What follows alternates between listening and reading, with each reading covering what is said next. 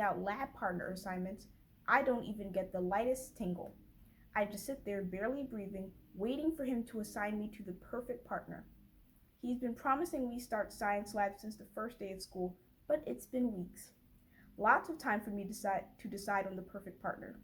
So, what I got from that is that Shayla is allergic to trouble. She doesn't like any trouble.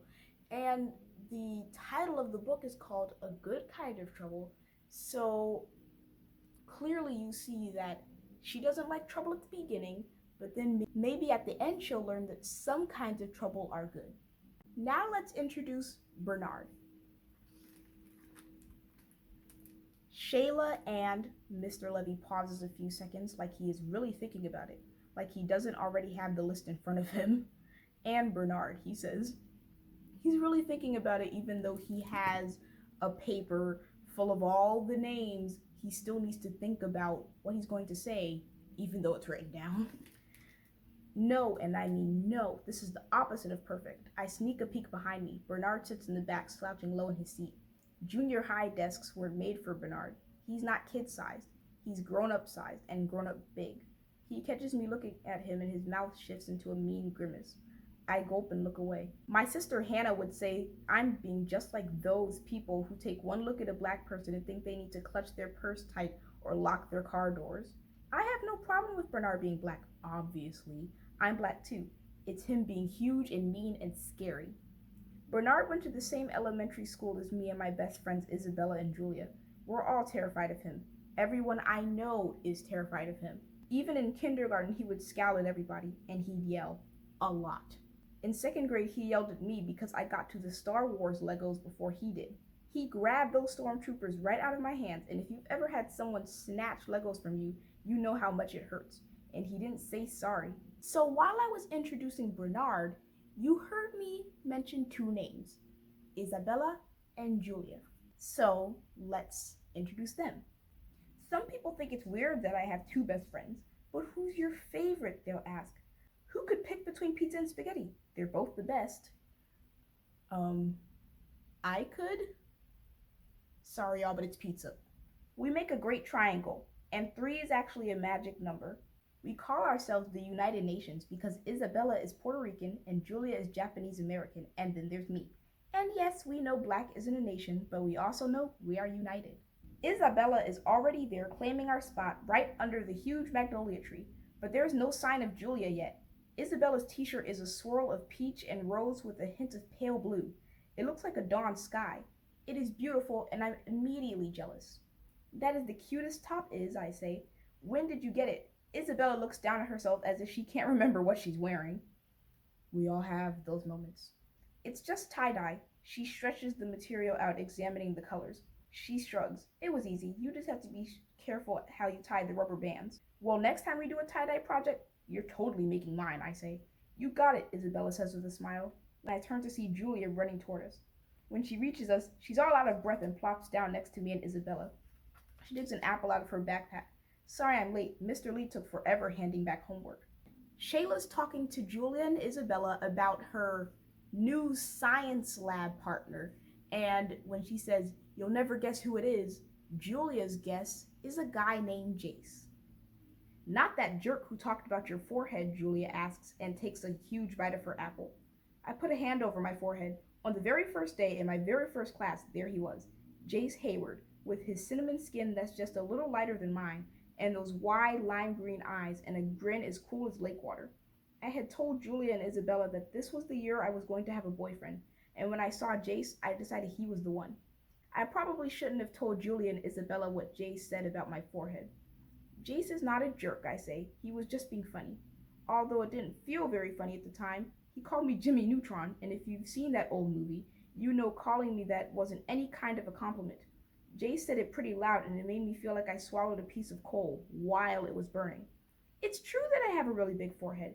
There is exactly 4 inches of space between my eyebrows and my hairline.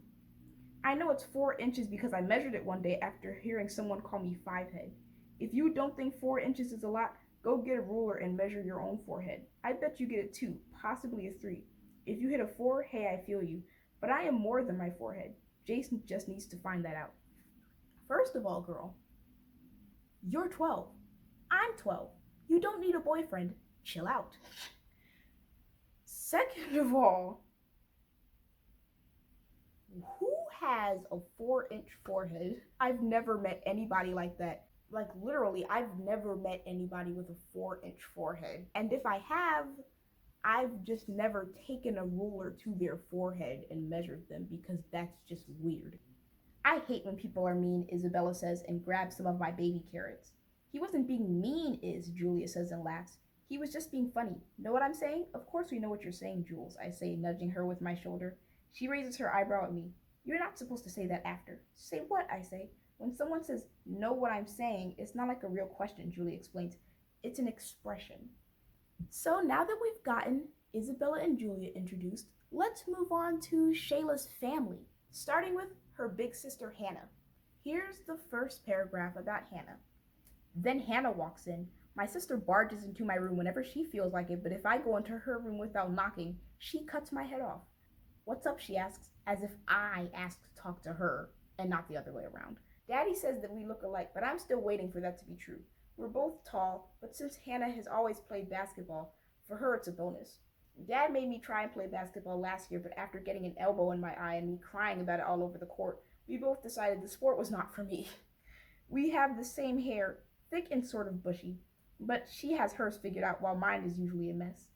She plucks her eyebrows into neat little arches and her ears are pierced at the top where it looks totally cool. She probably has a tattoo like most of her friends, but if she does, she keeps it hidden. Hannah always seems a little bit bored, as if there's something better going on, and if you would just stop bugging her, she could get back to it. That's probably because she's a teenager. I hope by the time I'm a senior in high school, I will have mastered that look. I'm probably going to get killed in science, I say. I know I'm being a little dramatic, but it's nice having her attention. I got partnered with Bernard. I told you about him. He's mean. Today he knocked his whole desk over. Why? I didn't think he liked getting yelled at. It was scary, Hannah. Hannah sighs in that way that means she's just about done with me. Bernard's that big kid, right? Yes, he's huge and black, right? I don't think he's scary because he's black, Hannah. I think he's scary because he acts mean all the time. Hannah and her friend Regina are always at like Black Lives Matter protests, and they do things to support people who are involved with that movement. And Hannah thinks Shayla should have more black friends, but Shayla is just about tired of hearing people say that to her. Now let's introduce her mother and father. When we sit down for dinner that night, I wait until Daddy has a mouthful of steak before I ask my question. Did I tell you guys I'm supposed to be an eyeball? Just like I thought his cheeks go extra puffy because he's trying not to laugh and swallow at the same time. I'd probably have the same reaction to that, even if I wasn't eating. What now? Mama says. Like Ralph Waldo Emerson? Miss Jacobs says he was really into observing, so that's what I've been doing. Observing, like I'm an eyeball, and writing what I observe in my eyeball journal. Daddy smirks at Mama. He's a big smirker. They're teaching the dead white men a lot earlier these days, huh? He says. Don't start, Richard, Mama says, but her voice is smiling. What? What do you mean? I ask. Before Daddy can answer, Mama cuts him off. There's nothing wrong with learning about Emerson. She throws a look at Daddy. No one could toss a look like Mama.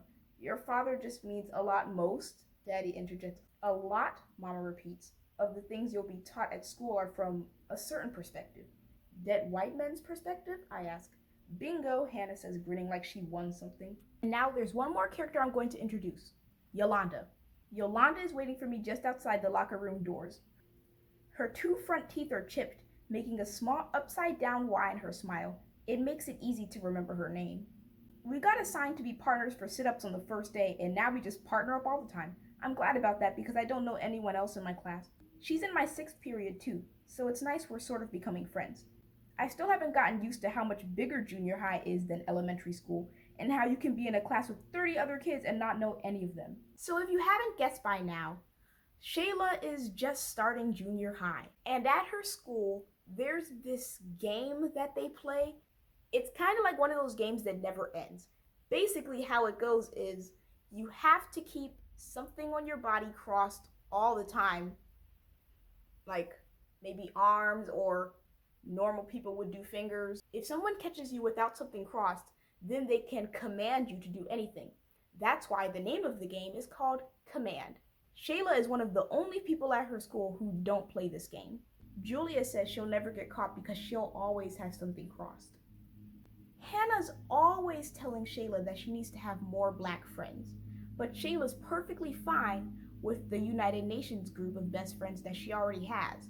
That is until Julia starts hanging out with a whole bunch of Asian kids that are at this school, and Shayla and Isabella start feeling left out. I really hope that you get this book because it's really interesting and it's hard to put down, and those are the kind of books I like, so those are the kind of books I share with you, and I hope that you are interested in the same thing. Anyway, that's all for today's video, and I will be seeing you next time.